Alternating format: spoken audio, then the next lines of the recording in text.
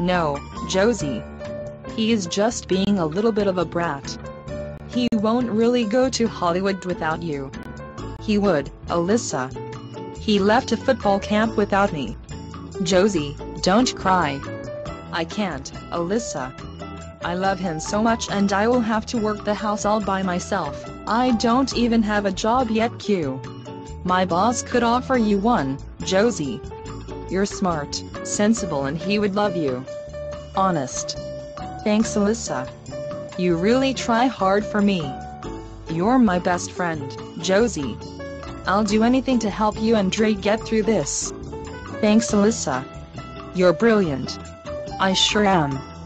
Come on, let's start shopping for these yummy cupcakes.